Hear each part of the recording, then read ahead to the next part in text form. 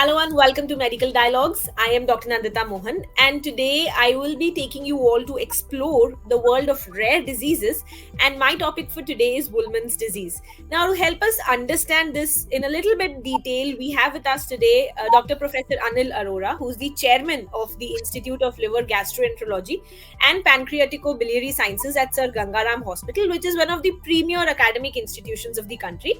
Besides providing a high standard of clinical care to the patients, he has been regularly writing the scientific articles in national and international journals, leading to over 240 publications to his name. Now, presently, he is also the head of the liver transplant team and coordinates all the academic activities in the Institute of Gastroenterology and Hepatology at Sir Gangaram Hospital, and he is a very skilled endoscopist. And he's also heading the third space endoscopy program with experience of more than 500 POEM procedures. He has started the first ever structured in-house certificate course in GI motility, training comprising of hands-on training coupled with didactic lectures for training of budding gastroenterologists from India as well as from abroad. So welcome to Medical Dialogue, sir. It's really a pleasure to be interviewing you here today. Thank you for the elaborate introduction. Great. Now, sir, as we're talking about Wolman's disease, we know it's a rare condition. So, firstly, if you could just explain to our viewers what is Wolman's disease and why does it come under the category of a rare disease? Why is it known so? You see, this is one of the lysosomal acid lipase disorders, in which by default there is a deficiency of enzyme which will cause lysis of the lipid droplets which are stored in the lysosomes. So the cholesterol esters, which contain a combination of the cholesterol coupled with triglycerides, are typically stored in the lysosome, which are the important components of the cellular component of the human body. And once they are stored, they are split by these acid lipases into either free cholesterol or triglycerides. Now, free cholesterol is used for production of the LDL, for production of HDL, whereas the fatty acids are used for production of triacylglycerol and the fatty acid synthesis. Now, if this breakdown does not occur, that leads to accumulation of this cholesterol esters, which contain a combination of the cholesterol as well as the fatty acids, which keeps on leading to the ballooning of the lysosome, ballooning of the structures in which they are stored, thereby resulting in organelle damage, primarily in the liver, but also at different places in the body. Since it is a enzymatic deficiency in which there is a failure of lysis of this cholesterol ester, it's typically a very uncommon condition. In fact, if you see in the literature, the various different ethnic communities will have different level of prevalence and incidence of the disease.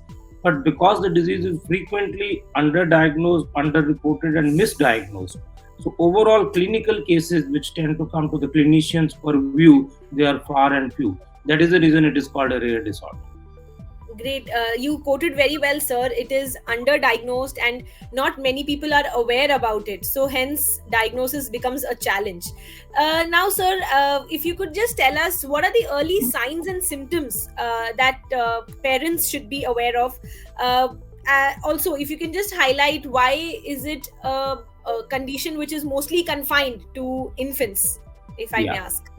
Since it is by default a genetic disorder, that means there is a implication. In fact, there have been more than 40 genes which have been implicated in causation of this disease entity called lysosomal acid lipase deficiency. What this colloquially means is that you have a disease process in which the cholesterol acid coupled with fatty acid, which is stored as esterified cholesterol within the liposome, fails to get broken down into free cholesterol as well as into free fatty acids. Since it is an enzymatic defect which occurs because of the genetic abnormality, so typically every cell is supposed to contain fatty acid. Every cell is supposed to contain fatty acid as well as the cholesterol. So every human cell is likely to be affected. Since it is a genetic disorder, it's likely to start at birth. Now, depending upon the genetic abnormality, depending upon the suppression of the formation of the level of the enzyme, the clinical manifestation may be variable. In the most severe deficiency, the children can be affected, the fetus can be affected even inside when the baby is in the womb of the mother. That means in the fetals also you can pick up things like hydroaminas or enlarged organs of the fetus. That means the disease, if the enzymatic deficiency is so severe that the fetus may be affected, and within the infancy, that is the first 3 months of the life, the baby may be miserable because of the repeated episodes of increase in the hypoglycemia, abdominal pain, vomiting, nausea, as well as GI tract manifestation. And about 3 to 6 months later, a substantial patient number of the infants who are suffering with severe deficiency of these enzymes called LAL. These are the patients who may even die of multi-organ failure. Oh, then definitely it is something which parents need to be aware of, and definitely need to get into early diagnosis. Now, sir, coming to the next aspect, diagnosis. Now we're talking about that in a little bit of detail. How is it diagnosed, and are there any tests, specific tests, which are used to confirm the diagnosis of Wolman's disease? Yeah, see, there are different types of sets which are available for diagnosis of LAL, that is the lysosomal acid lipase deficiency. In childhood practice, in the infancy as well as in the pediatric age group, any child who is not able to gain weight, has persistent nausea, abdominal pain, and especially hepatosplenomegaly. In a patient who is otherwise emaciated, and if you have a large liver and spleen, this is the group of something called storage disorder, of which liposomal acid lipase disease is something which can now is becoming treatable. So this is the subgroup of the patient. If they can be diagnosed early by suspicion that they continue to have very high levels of lipids in the blood, they have persistent elevation of the liver enzymes, they have jaundice, they have raised a level of inflammatory markers of the liver, including CRP, and as well as a large liver and spleen. So a combination of altered liver function test and raised level of lipids in the blood, primarily bad cholesterol in the form of LDL or reduction in the good cholesterol called HDL. So they are the biggest clues to the diagnosis of liposomal acid lipase disorders or LAL disorders.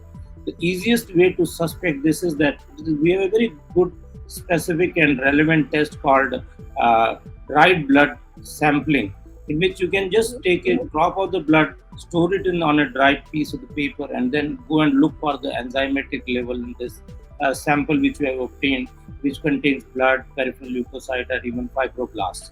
So that can give an excellent diagnosis and can be used as a very good screening tool for diagnosis of this condition, because unless you diagnose, you will never be able to start the treatment. Very true, sir. It's just a simple blood test that definitely, if just parents can go ahead with it. So as simple as a blood test can be a good diagnostic tool. Now, sir, my next question to you would be, how does Wolman's disease affect the body's ability to metabolize the lipids in the body? Yeah, you see, there is nothing wrong in consumption of the lipid. There is nothing wrong in transport of the lipid from the intestinal tract via the portal vein into the circulation. Problem occurs when the lipids, they move from the circulation into the cytoplasm of, say, hepatocytes or liver cells or any other cell in the body, and then they get stored into the lysosome. So whenever you need to use cholesterol as well as the fatty acid for various important and obligatory functions of the day-to-day functioning of the cells, these bound cholesterol and fatty acid, it fails to get degraded because that enzyme which has to split the cholesterol ester into free cholesterol and fatty acid, that is deficient. That is called LAL deficiency.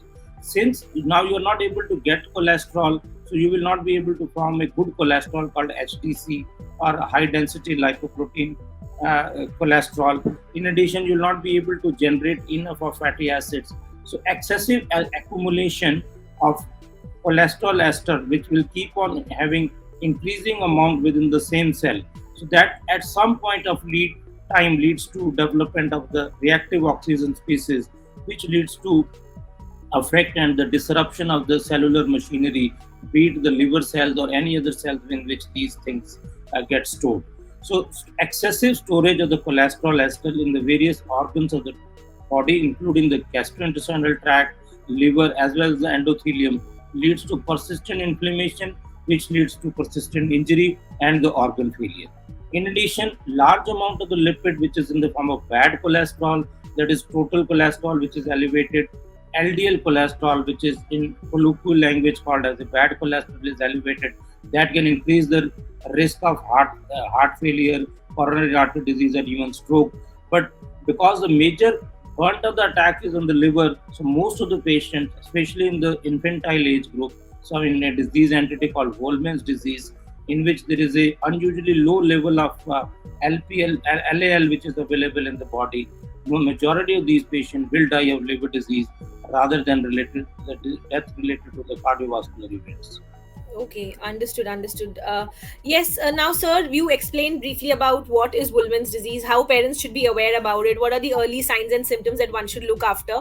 Now, coming to also, you also highlighted about the diagnosis aspect. Now, the next point would be coming to the treatment aspect of it. So, what are the options that are currently available for managing Wolman's disease? And if you can just highlight the role, also the effectiveness of the enzyme replacement therapy that is coming up in treating such this is rare condition. You very rightly said, unless you diagnose the disease in the very early phases of development, you may not be able to prevent the occurrence of the complication, which may be harmful and which may be something which may be even fatal. So the diagnosis is suspected in any patient who has a persistent high lipids in the blood, have large palpable liver and spleen, and they have persistent abdominal symptoms and are not able to grow as per the normative charts in the pediatric age group. So these are the clues. So you diagnose it with the help of deficiency of this enzyme. The test is easily available now. And for management, you have to restrict the lipids in the diet. You have to stop eating sweets. You have to stop taking high amount of the carbohydrate, which ultimately get converted into lipids. And then you have to judiciously use lipid lowering agent. Drugs like ezetimibe, statins, and the other lipid lowering agent like clofepridate are certainly likely to suppress the level of lipids in the blood and are going to decrease the mortality associated with cardiovascular events. But one must remember, Dr. Nandita, that even if you suppress lipids, the problem is also because of the accumulation of the fatty acids in the liver. So, in spite of suppressing the lipids in the blood, you are not going to decrease the mortality which is related to the accumulation of the fatty acids in the different body tissues, primarily in the liver.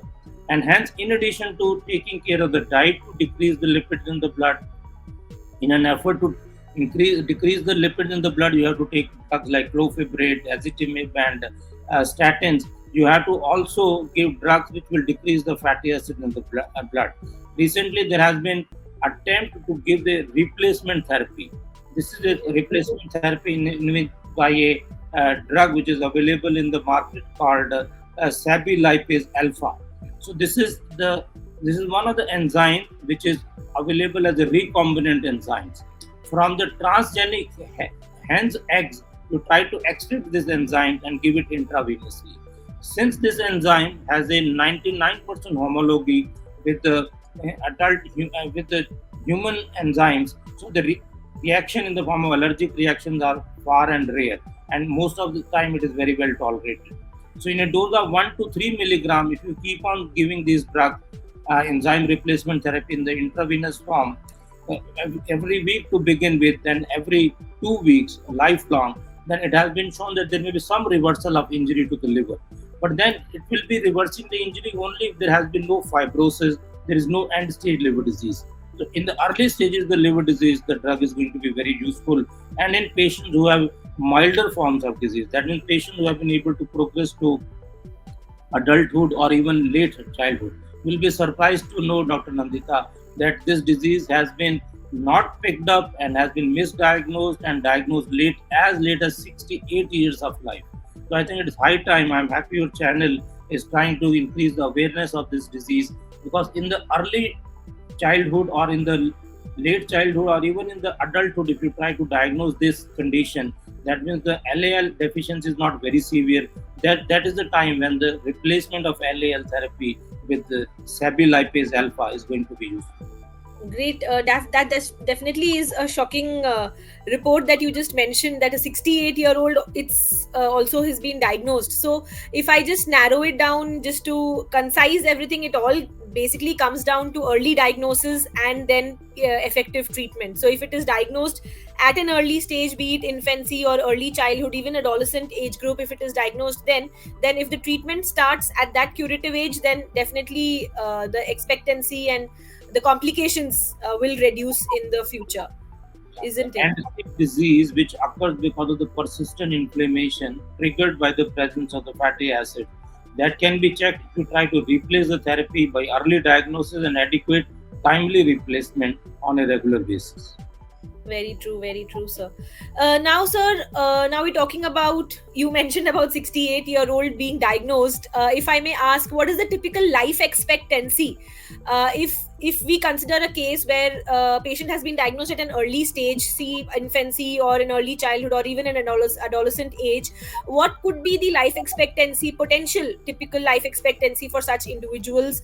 And are there any factors who which influence the change in the life expectancy, or are there any factors or any parameters that one can follow so that the expectancy increases? You see, there is a genetic abnormality in LAL disease or Wolman disease on chromosome 10, in which, because of a particular mutation, which in Caucasian communities is found in around 50% of the patients, it is called E58JM mutation. In this mutation, you have very low levels of lysosomal acid lipase. So, the more profound the deficiency, the faster will be the deterioration of the patient condition, earlier will be the clinical manifestation, and there will be a rapidity of deterioration of the various organ systems, including the GI tract and the liver primarily. So, in this subgroup of the patient, because the deficiency is so severe and diagnosis usually gets delayed, the outcome is dismal. In fact, the young children can die as early as at the age of about 6 months to 1 year to horrendous complication of damage to the liver, because the diagnosis was not suspected. Even if it was suspected, the deficiency of the enzyme was so profound and so much that you are not able to replace the therapy. It is only in smaller group of the patient, in smaller group of individuals who have lesser deficiency of the enzyme. That means there is genetic abnormalities not as strong to completely inhibit the LAL levels in the lysosome. Some amount of the enzyme is present. That means there is a partial deficiency of this enzyme. This is the subgroup of the patient who is more likely to benefit from replacement therapy rather than those who have complete deficiency, because you're not able to replace the enzymes completely. So, patients who have been able to progress to the adulthood or even to the late childhood, this is the subgroup of the patient who are more likely to respond. In the earlier stages, you may have other options of management, including, say, stem cell therapy or genetic manipulation like CRISPR technique. Okay. Now, sir, you mentioned something about cholesterol. You mentioned about storage diseases. You said these are a cluster of diseases. So, if you could just highlight some differences between Wolman's disease and also the cholesterol ester storage disease. Are there any key factors that one can look out, or highlighting that it is classified as a Wolman's disease, or is it a storage disease? You see, there are a group of metabolic disturbances called storage disorders of the various metabolites which are present in the body. Now, typically the differential comes in patients in at least in the infancy with storage disorders like Niemann-Pick disease 1 and 2. You have familial hypercholesterolemia. You have dyslipidemias of familial origin. Then analysis of clinical presentation, the type of lipid which is elevated in the blood depending upon which enzyme is deficient along the chain of metabolism of these various metabolites present in the body. So the differential diagnosis comes by a astute clinical judgment as well as analysis of the various lipid pattern, and you have a substantial help which also comes from the liver biopsy in storage disorders like glycogen storage disorder, Niemann-Pick disease, and even in LAL you can specifically try to look at the periportal region in which the macrophages get stained positive for PAS. So a combination of the family history to know whether the disease is autosomal recessive or autosomal dominant, a strong family history in addition to the relatives being affected, the type of metabolites which get accumulated in the blood, and analysis of the lipid profile as well as the clinical scenario will give a good clue to the type of rare disease which we are encountering. And unless you are able to get on to the basic metabolic abnormality which is causing all these issues, you may not be able to treat the patient in the proper designated manner. Okay, and sir, lastly, if I may ask, what are the key challenges in managing Wolman's disease patients on a day-to-day basis? Anything you would want to share, any of your experiences, or any advice that you would also want to give out to parents who should look into early diagnosis for such individuals? In liposomal acid lipase disorder, there are two types of disorders. The one which has a profound, severe, persistent deficiency of enzyme, in which the enzyme is practically absent, is called Wolman's disease. Typically occurs in the infancy, that means within the first year of life. So these kids will always be going to the pediatrician, and their presentation will be repeated vomiting, failure to thrive, difficulty in gaining weight, persistent abdominal pain, diarrhea, malabsorption. That these are the complaints with which the patient will go to the pediatrician.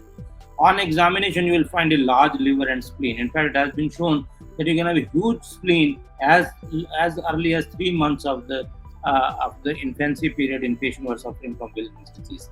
So, a patient with abnormal lipid profile has hepatosplenomegaly, has a persistent GI symptom. This is the clue for the pediatrician, general practitioner, and the gastroenterologist, endocrinologist to think of these disorders, because unless you think of it, you will not go for the basic tests. If you do not do the basic test of LAL deficiency or lipid profile, you may not be able to diagnose. So, if we have to go with one message, any child who is having vomiting, abdominal pain, has hepatosplenomegaly, do look for storage disorders. Get at least a basic lipid profile done. Take a good family history, and I think this is the subgroup of the patient which need referral to the genetic counseling or advanced pediatric center where a correct diagnosis can be made. Great. So thank you so much, Dr. Arora, for joining us today at Medical Dialogues and giving us all your insights about Wolman's disease. And we've got to know so much about this, since being it a rare disease, to get to know in detail and in depth from a veteran, it's definitely much needed. And we'll definitely help to create more and more awareness among people to get an early diagnosis about this as they get to know about it at the early stage itself. So thank you so much once again. Thank you so much. Never miss a medical update from Medical Dialogues. Like, subscribe, and press the bell icon.